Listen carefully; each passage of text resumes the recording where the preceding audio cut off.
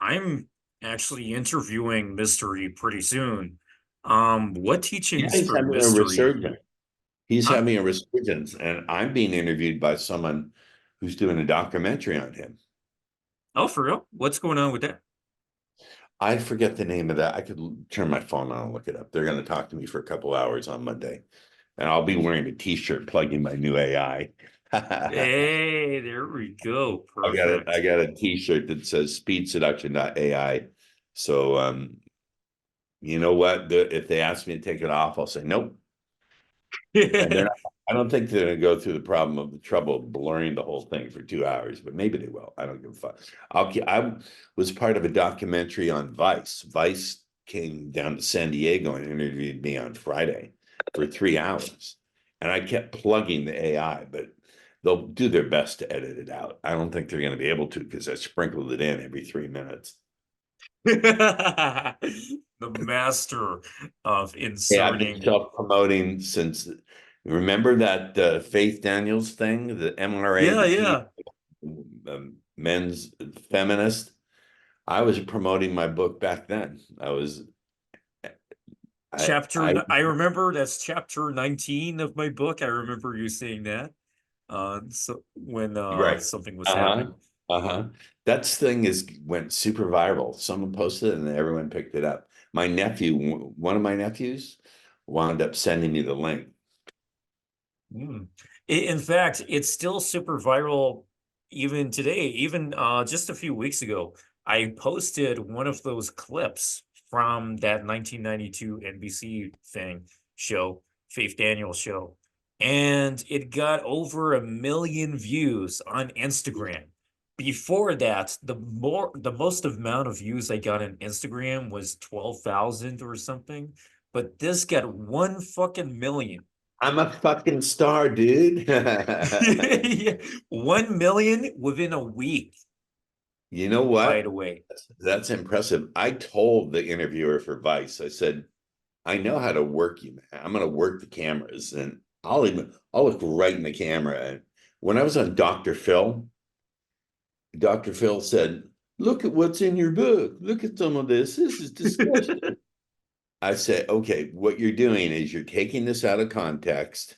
All I'm doing is being sensationalistic and and and exaggerating just like you do with your show when you do teasers to get the audience to tune in, even though the show itself isn't necessarily like what you advertise. He said, that's not true. This show is not edited. What you see is what you get.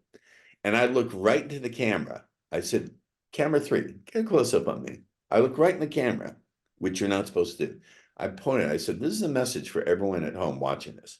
If you think that this show isn't heavily edited and even in some ways scripted, I've got swampland for you in Florida. And guess what? They edited that out.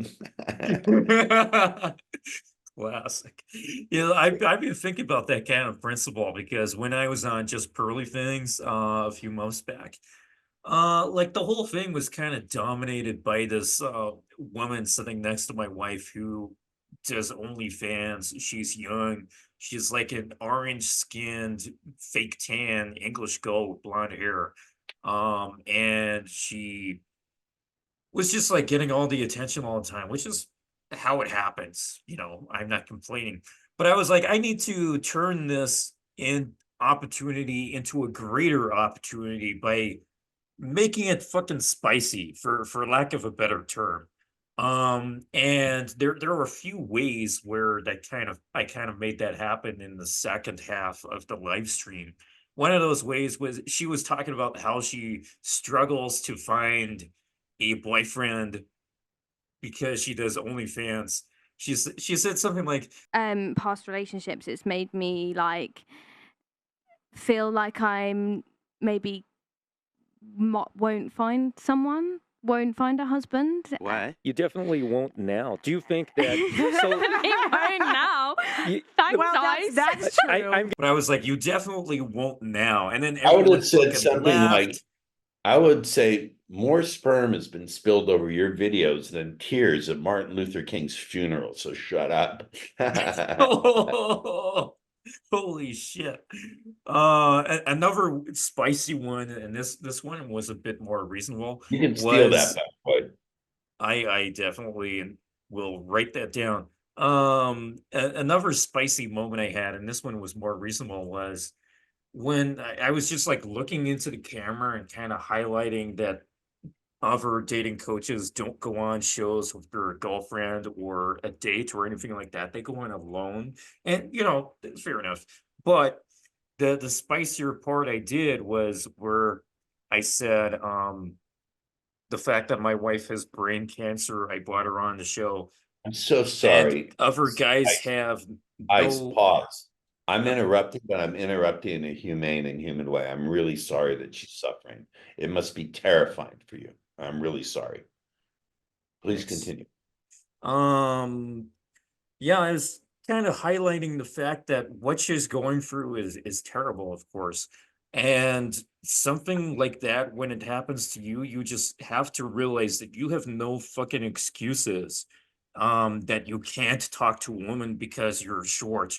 You can't talk to a woman because your nose is big, because you're a Jew. You can't talk to women because of this, that, or some fucking made up bullshit that's in your fucking head. It's like how I'm talking right now. This is how I get spicy, for lack of a better fucking term.